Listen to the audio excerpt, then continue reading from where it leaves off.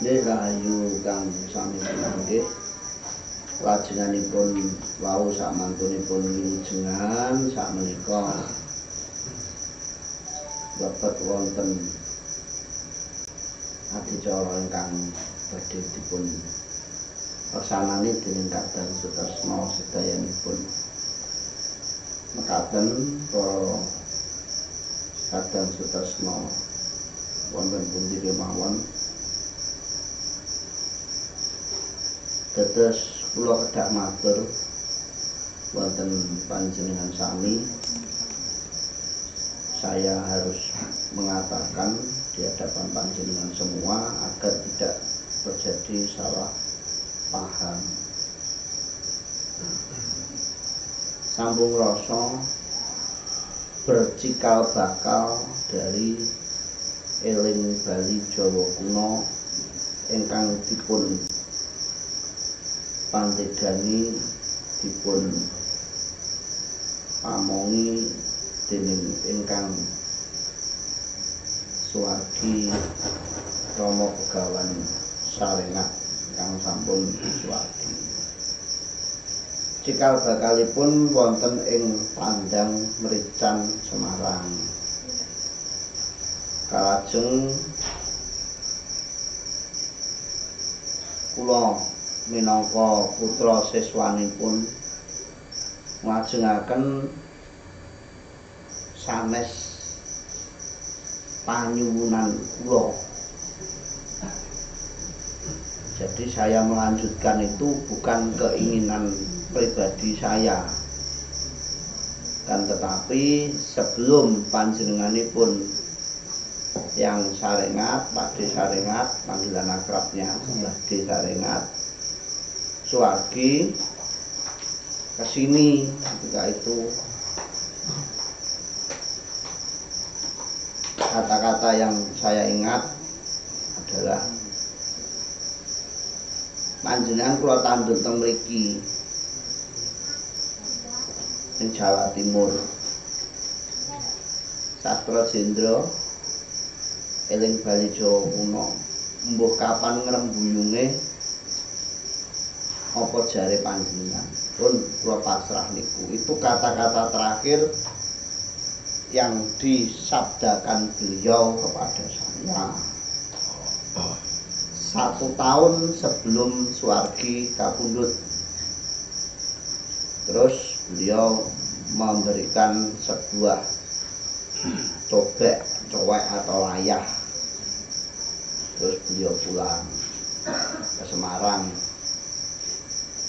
Padahal secara fisik beliau ketika itu sudah sangat berkurang drastis, artinya sudah memang beliau mulai munduri, mulai nyelehke, mulai betul-betul menyerahkan hidupnya kepada Yang Maha Kuasa. Kemudian sebetulnya jauh sebelum suwargi masrahkan ke saya, kita juga sudah sering berkumpul, sudah sering bertemu dengan kadang-kadang yang ada di Jawa Timur, terutamanya untuk wilayah Pasuruan, Malang dan sekitarnya, Blitar, Kediri. Ketika itu memang kita sering berkumpul di rumah saya, baik di Pasuruan, baik di rumah Malang. Kita sering diskusi, kita sering bertukar pikiran. Nah, kadang-kadang yang sudah selesai puasa memang ketika itu karena suwargi masih sugeng, pasti saya ajak ke Semarang, saya ajak sowan. Sakpungkuripun panjenengan Murud Kasedan Jati, saya baru berani untuk meneruskan tapi dengan nama Sambung Rasa. Nah, Sambung Rasa sendiri saya berharap murni laku, murni spiritual. Akan tetapi ada beberapa hal yang memang harus kita pertimbangkan bersama,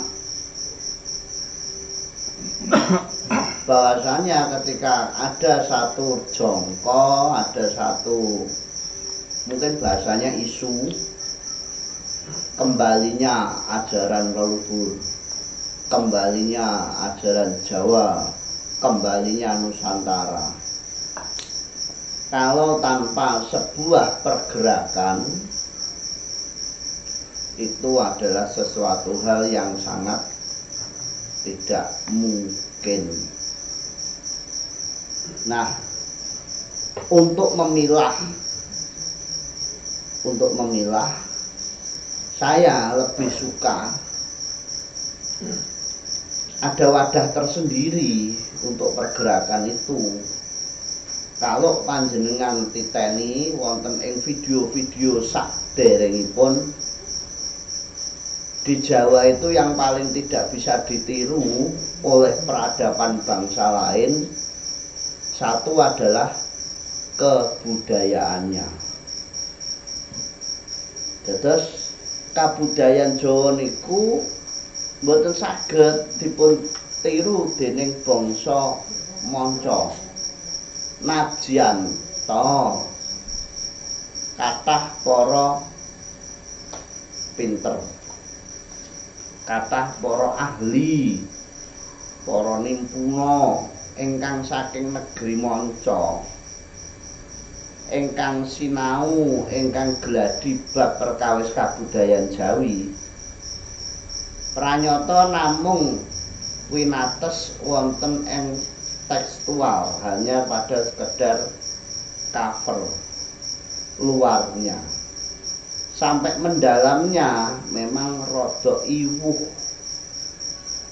Meskipun dalang di luar negeri ada, penabuh luar negeri ada, pembatik luar negeri ada, tapi yang memiliki rasa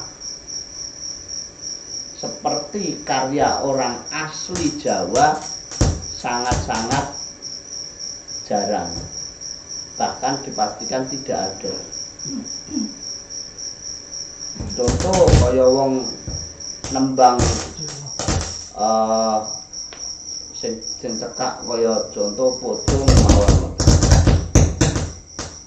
Ngelmu iku kelakone kanthi laku, lekase kelawan kas. Itu setiap orang bisa. Tapi yang wong londo mesti rada ilate kan rada ngelmu iku. Jadi rada pelo-pelo sithik ngoten lah wae. Jadi ya sulit untuk ditirukan secara betul-betul rasa Jawa itu susah. Wong batik kabeh wong iso, aja meneh pembatik itu semua orang bisa. Orang Cina, orang luar itu bisa. Tapi nek kon batik karo ngantuk-ngantuk mesti rusak. Tapi nek kon delok wong asli Jawa mbok karo ngiler iki dadine apik. Jangan mesane karo ngene-ngene iki dadine ya sih apik. Lah wong kono ngene wae dadine ya ora apik. Itu yang membedakan. Satu, kebudayaannya. Dua, metode pengobatannya. Itu juga tidak akan pernah bisa ditiru. Ya toh? Tidak akan pernah bisa ditiru. Contoh, dukun suwuk. Aku mau daro ning negara kono golek dukun suwuk ki ora nalar. Nyape bayi. Ben ora mi ibuke najan to wis kan biasanya kalau sudah agak besar kan disape. Sing angel sebenarnya nyape bapake. Kuwi dukun suwuk ndi-ndi ora ngatasi ya kuwi. Itu. Tuh, terus pawang udan loh. Itu kalau ya hal yang tidak masuk akal, udan iso dibusak barang. Sehebat-hebatnya pawang hujan itu belum bisa menyingkirkan Bang Titil. Angel. Lajeng mulai dukun bayi. Dulu jauh sebelum kita mengenal sistem KB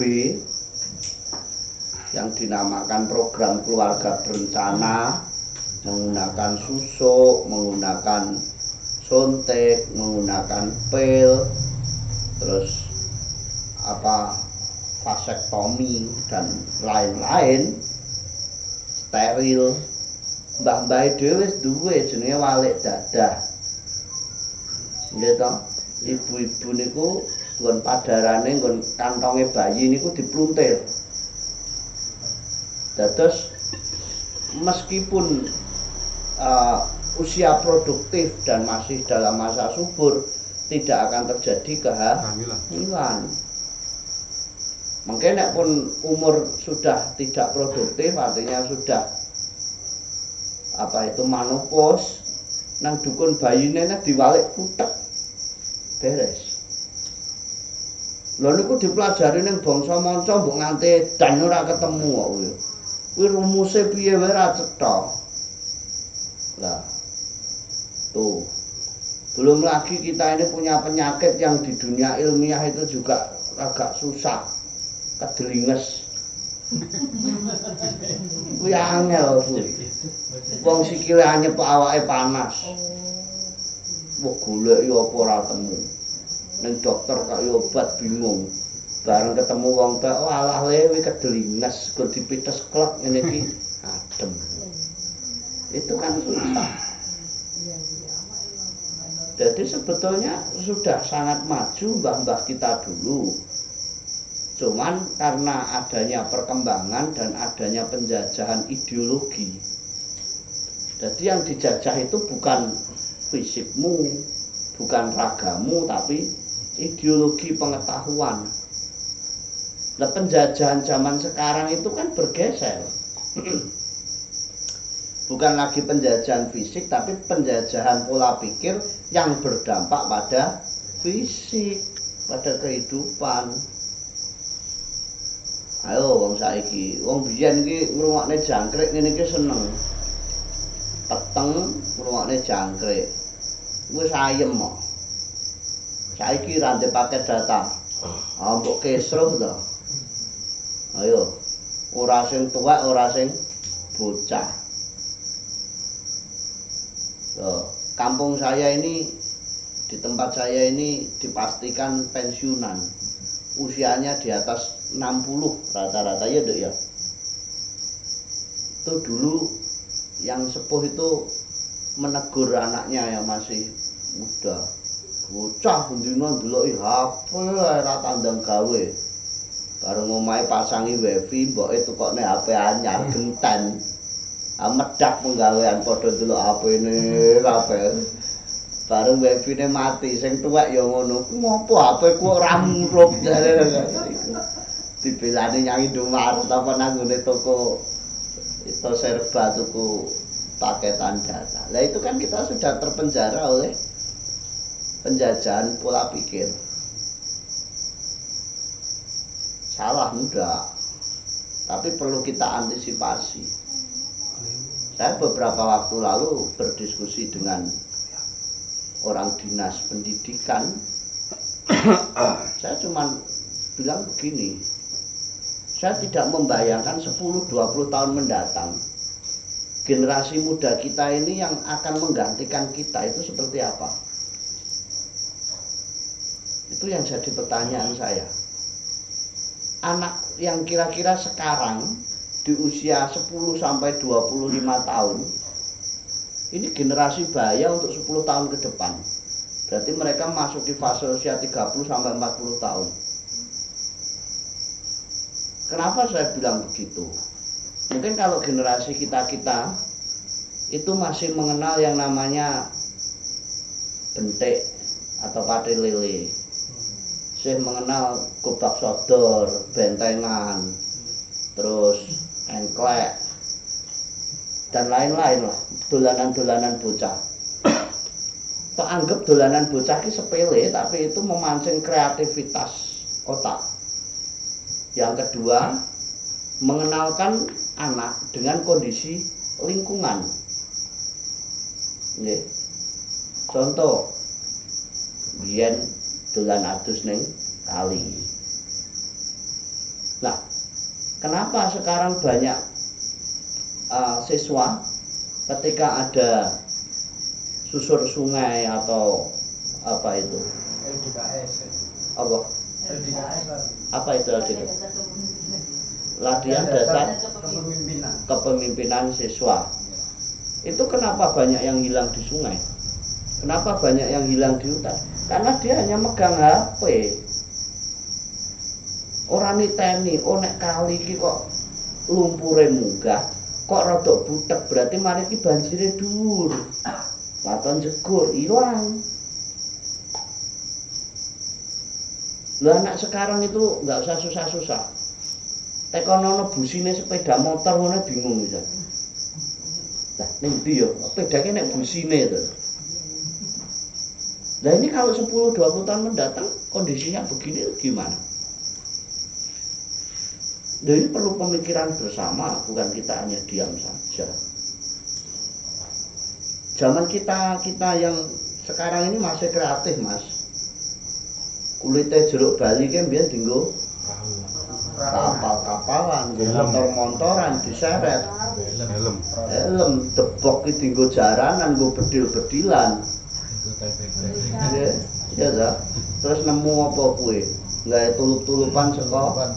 Pering bambu. Loh ini kan kreativitas. Di saat kita tidak memiliki kenyamanan dan kemudahan. Tapi kita masih menjadi manusia yang artinya siap di segala medan. Contoh aja seperti Pak Geng, tiba-tiba di jalan mengalami entah itu ban gembos atau radiator umum, itu masih tahu. Wah, kondisinya kok begini, minggir. Nah, cah saiki terak wae ora ngerti bobrok pokoke. Loh, ini juga suatu hal yang mengkhawatirkan. Kadang kula toming seneng Nganjuk ini Agus ini. Radiator bosok terus ke wingi kaya ngono. Iki yo mergo kakean HP ngono lho. Nyoba karo video. Lah ini itu kan satu hal yang harus kita pikirkan untuk depannya.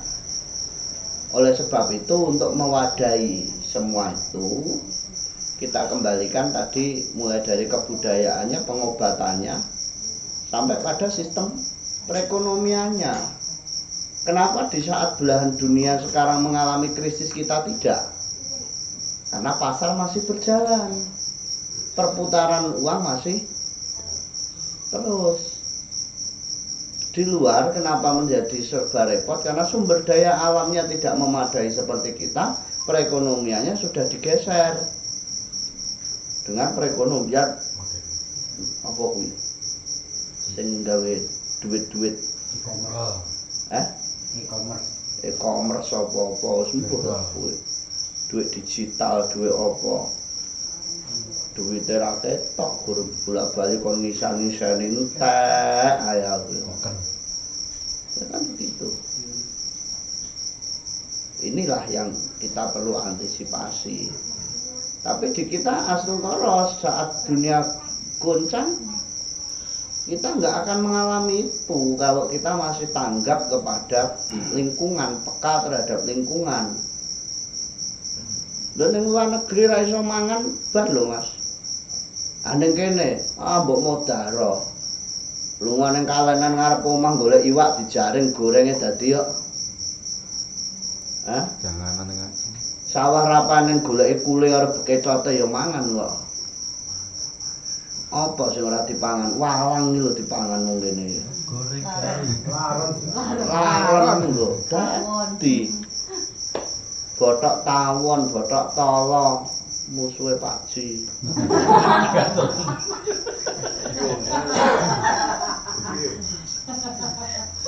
Lho, gur pohong dadi iwel-iwel nyenengke Pak Eko.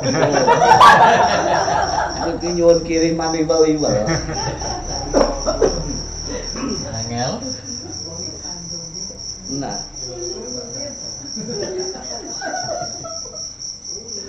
Coba kita itu tidak akan kekurangan. Saya berani bertaruh meskipun di saat belahan dunia lain itu nanti mengalami yang namanya krisis pangan, krisis sumber daya alam, kita enggak.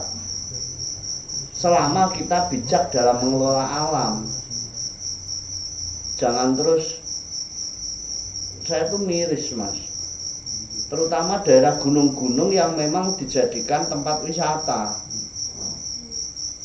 Saya tuh agak ketawa kalau naik gunung. Setiap kafe, setiap restoran, resort tulisannya menyediakan spot selfie. Mesti ada tulisannya ngono. Saya tuh bukan orang anti foto, kan dia ini wegah kon foto aku. Jadi aku tunggu juga, moto apa ya tangling karo dapure ngono. Rono difoto. Lah mbok kaya Pak Geng sing difoto ki sapine. Magelar nih. Pindho itu duwe aku yo ngono. Show up. Sapi ya show up ae. Ya tenan. Bahasane gitu. Oke. Aku ora iso bahasa Inggris kono ki statusnya bahasa Inggris wae. Never time balance now.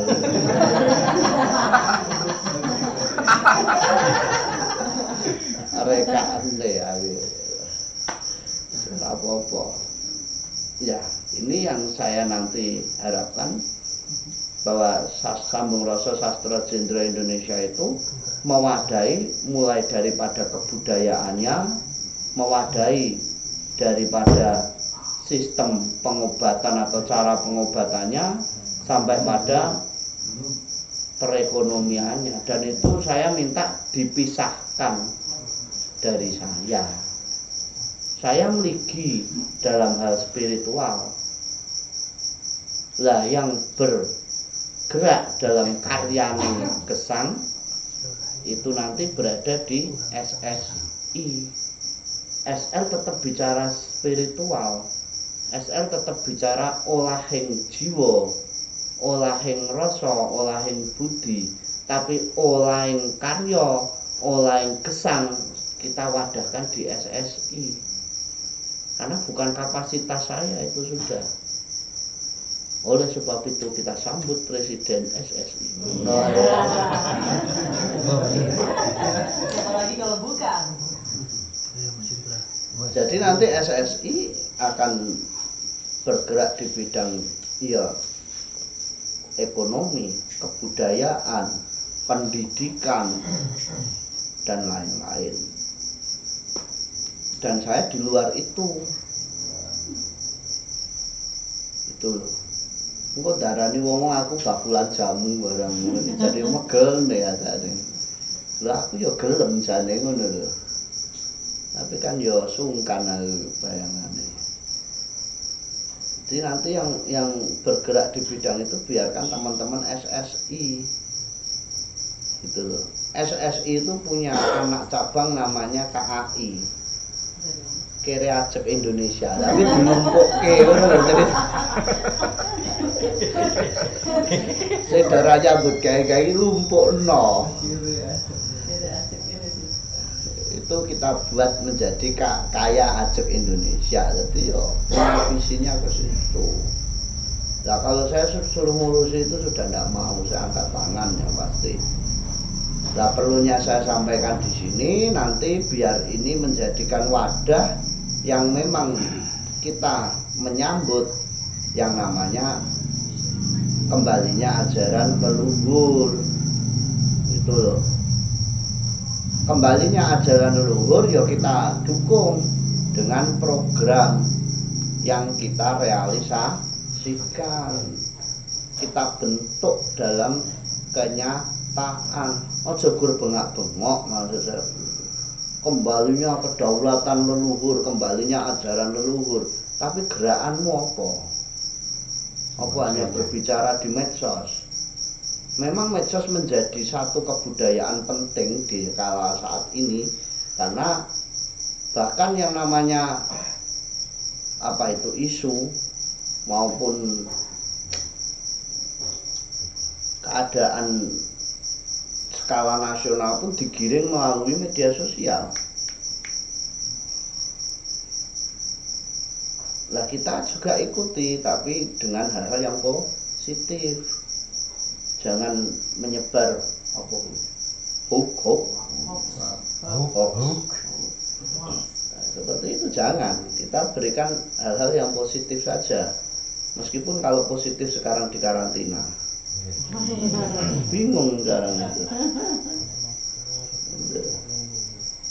Ada hal-hal yang memang menunjang pada kedaulatan, menunjang pada kewibawaan leluhur. Nah itu nanti saya serahkan, biar saya nggak terlalu banyak bicara, tak pasrahkan pada yang muda-muda saja. Ya, nanti ada Mas Ahmad Alexander Indra Praditya S.Iko Eskom,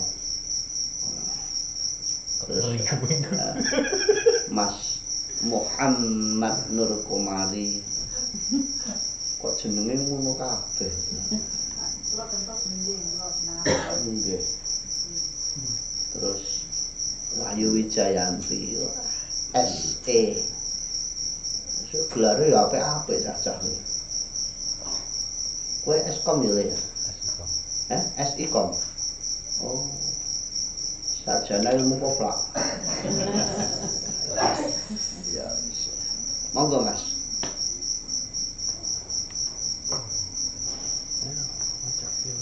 Nggih. Aku tak najedin.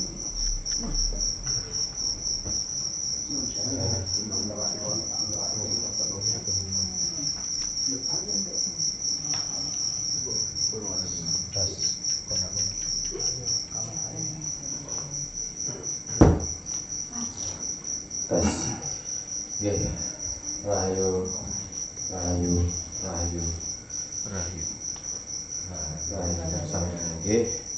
Kaya kemawon matur sembah nuwun sampun saged dugi, sampun nglodhangaken wedal saged lelempahan teng pendopo Pasuruan. Saderenge kula nggih matur sembah nuwun dumateng Rama Bunda kalih Mas Mimit amargi sampun ngeparengaken pepanggonan teng pendopo niki didamel rerembukan SSI.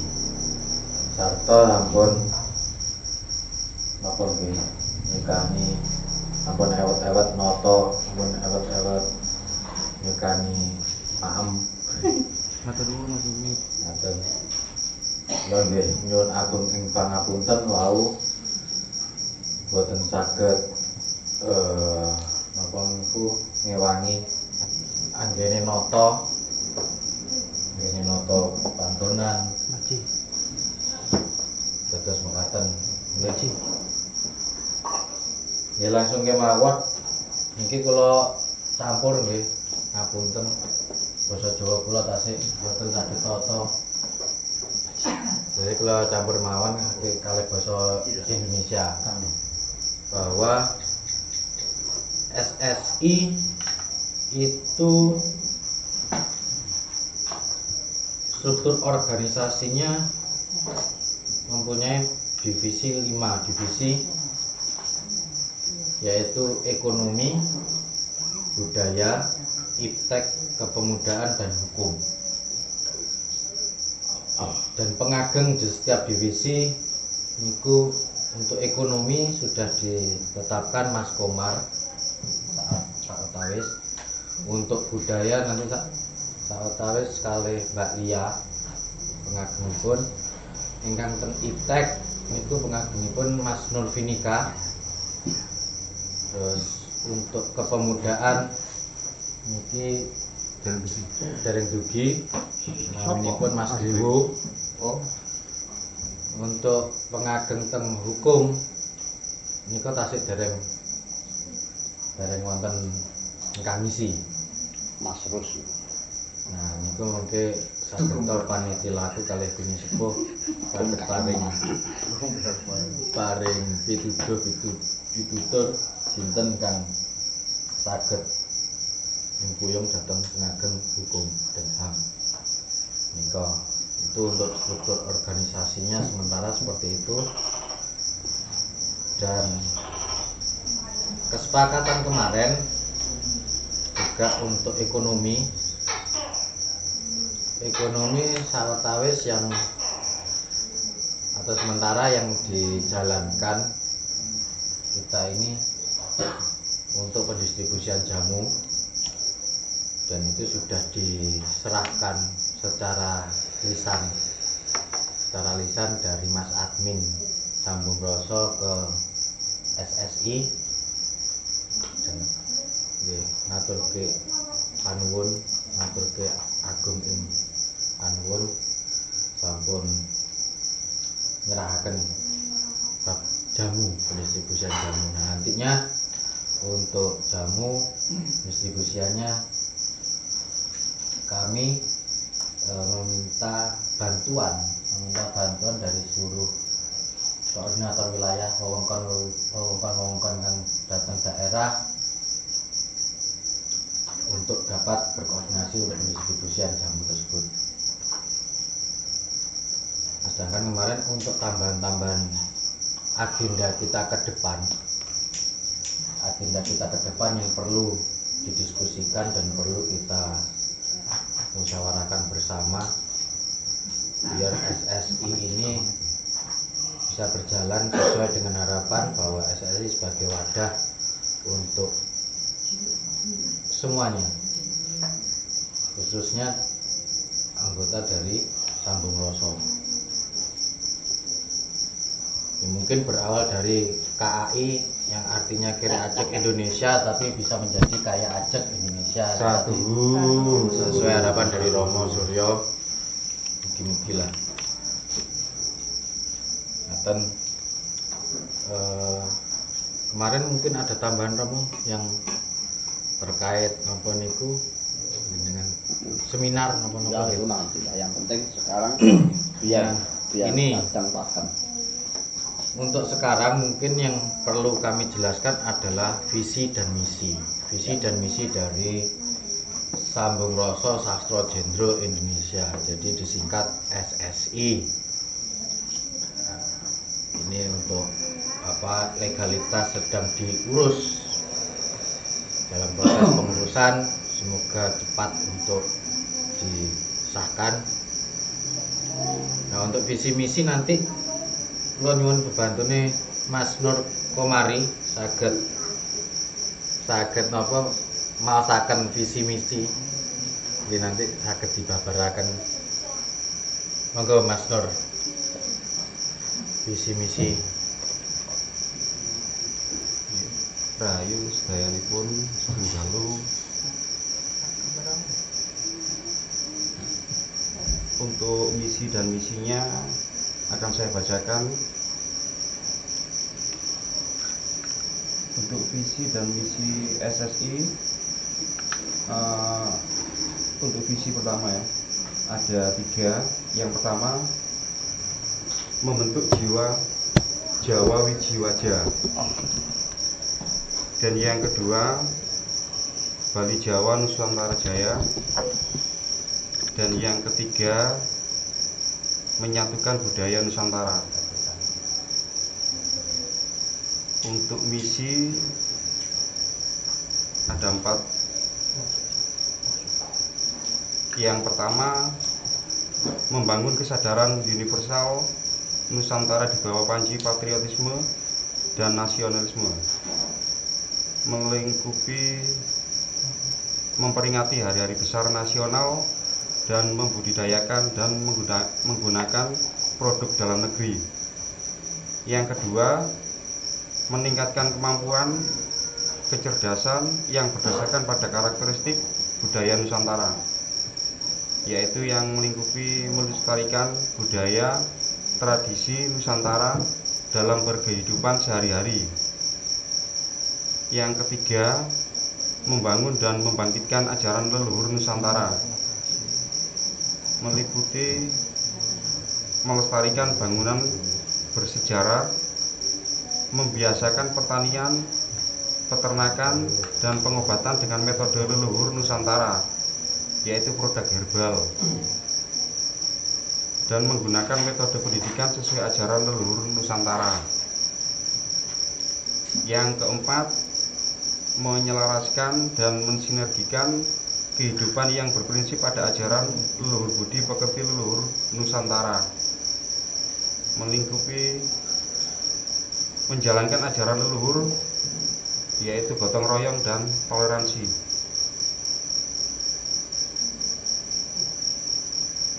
Untuk sementara itu dulu visi dan misinya SSI.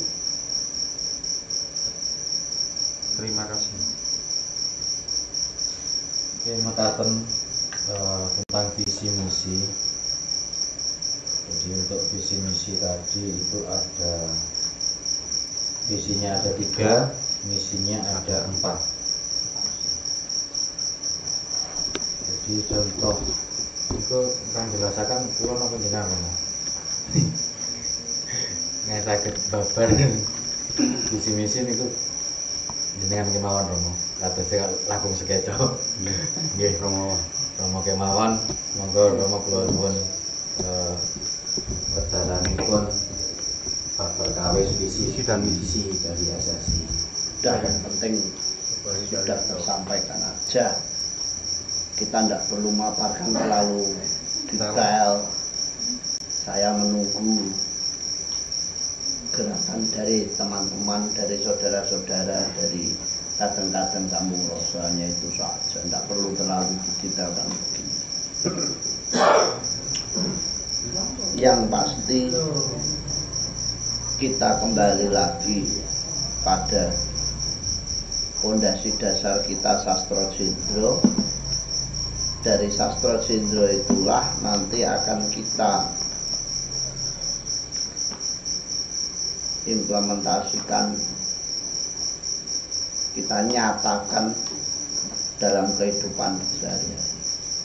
Jadi kalau ada pertanyaan silahkan, kalau tidak ada yuk nanti sekiranya saya ingin berdiskusi dengan kadang-kadang yang ada di sini.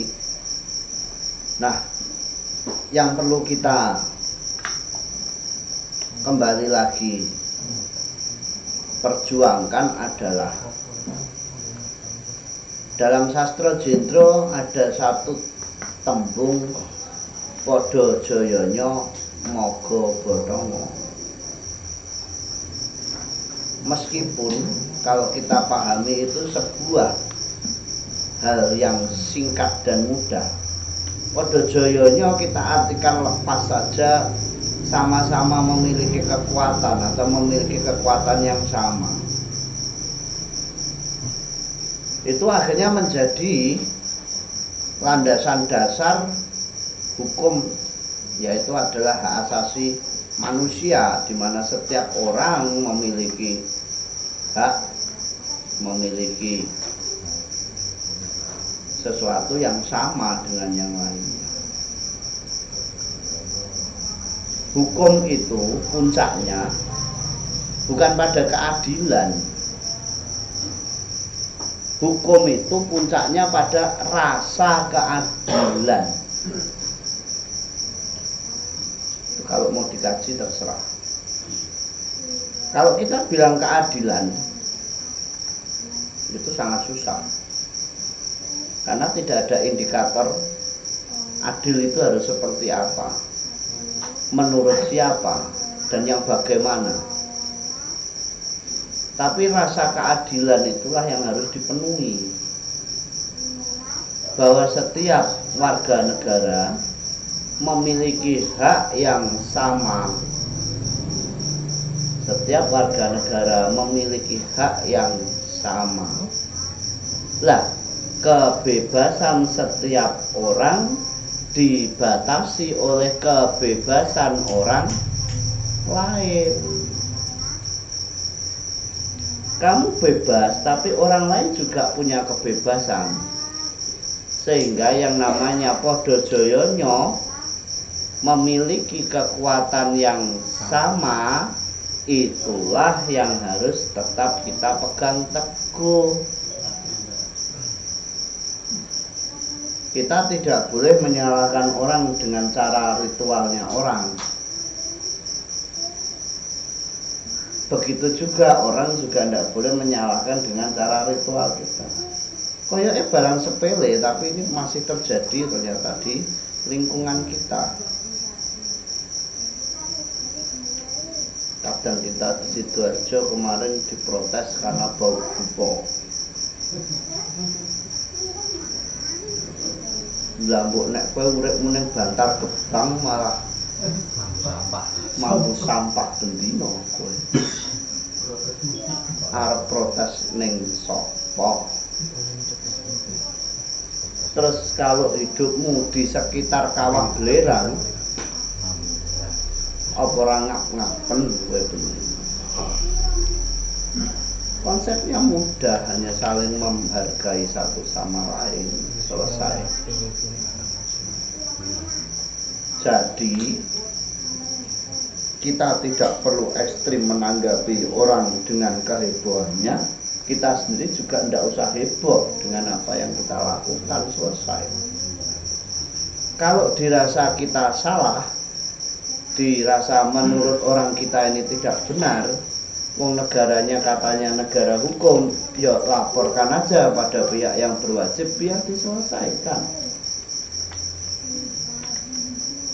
Tapi ya langkah baiknya bahwa semua itu diselesaikan secara kekeluargaan, karena kita sebagai warga itu nanti bentuk lainnya adalah keluarga. Kata kerjanya menjadi kekeluargaan. Ini yang perlu kita pahami bersama untuk semua. Gitu loh. Mula nek dolan sing ngadep ben rada pinter. Mambu dupo gopo. Nekake demit. Lah mbok nang konteng ngono, njaluk klepekan. Kan begitu. Ya, itu sedikit cerita yang nantinya juga saya harapkan di SSI punya tim advokasi. Tim advokasi nanti juga harus paling tidak adalah orang yang menguasai hukum. Karena sumber hukum kita itu tidak hanya di undang-undang maupun peraturan-peraturan mulai dari Permen, PP, Perpres, Perda, tidak.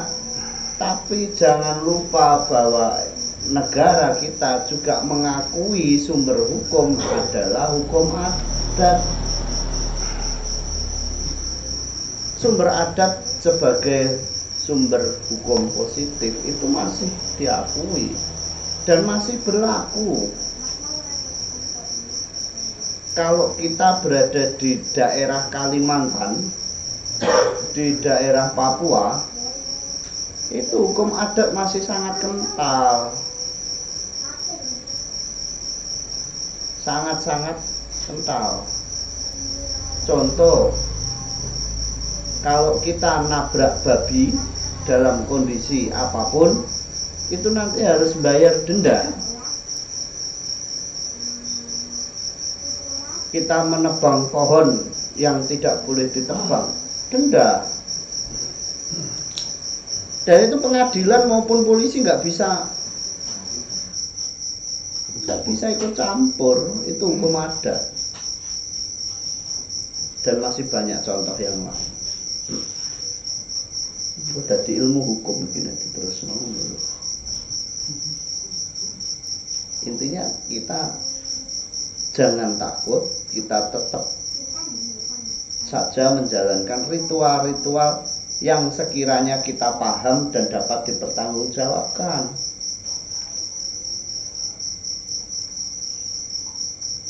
Pancasila sebagai landasan dasar bernegara jelas kok.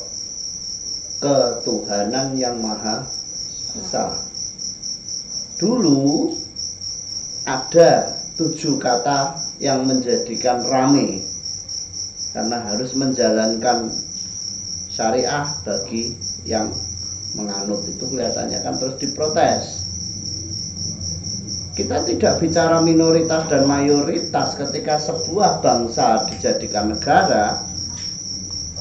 Negara harus mewadahi semua suku-suku bangsa. Sehingga itu harus dihapus.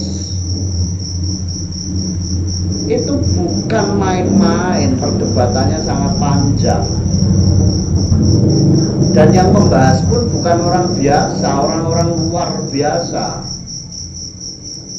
Bahkan dari tokoh Islam pun ikut. Hardatus Syekh Hasyim Asy'ari ikut.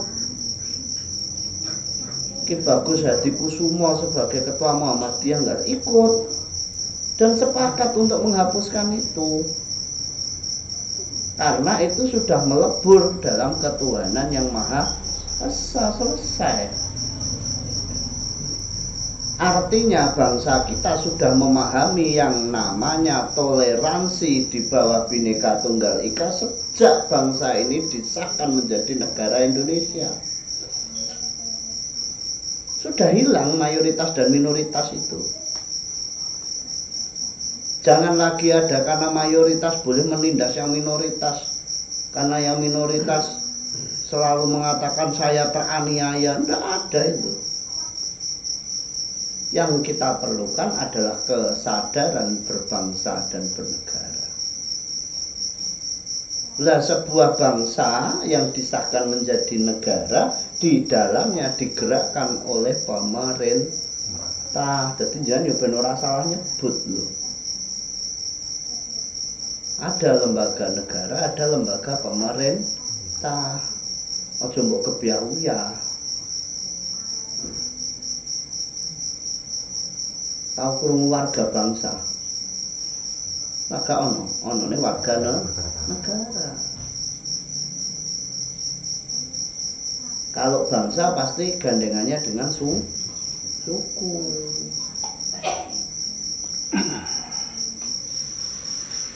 Gitu loh. Oleh sebab itu saya harapannya ke depan Sambung Rasa tetap pada landasan spiritual. SSI yaitulah karyanya Gesang. Kita nyatakan Sambung Rasa Sastra Jendra dalam kehidupan sehari-hari yang siap menghadapi tantangan apapun berdasarkan pada keluhuran ajaran Jawa, keluhuran ajaran Nusantara, yang itu semua harus digerakkan oleh teman-teman. Bukan saya. Kalau saya ini urusannya cukup menyan karo dupa. Wes. Harapan saya ke situ. Jadi kula Pak Pamuji terus sing wis untune gopak-gopak ngene lho. Pamuji opo ya? Sampai kalah bener menyang Itu urusannya kuku sing dupa kumelun ngening kentiasa ngapeke wis kuwi wae wis. Nah, yang generasi-generasi penerus ini yang nanti harus ikut ambil posisi dalam perubahan-perubahan zaman. Ada pertanyaan Mas Wimit dari teman-teman? Tidak ada. Kalau tidak ada saya tutup yang di live, kita lanjut yang di sini. Oke. Jadi untuk kadang Sambung Rasa yang ada di manapun berada, mohon maaf apabila ada tutur kata saya yang kurang berkenan, dan semoga pengetahuan yang sekecil ini nanti akan bisa membawa perubahan yang besar. Sesuatu yang besar tanpa diawali yang kecil tidak akan pernah terjadi, dan sesuatu yang besar kalau tidak kita laksanakan bersama-sama akan terasa berat. Intinya begitu. Matur sembah nuwun mugi tansah antuk wahyuning Gusti kang sumandhake jiwa kita sedaya warati sagung dumadi surati raja ning rapabur dening pangastuti satu. Pun live ditutup nggih. Nggih, kula tak neruske sing dhateng mriki mawon.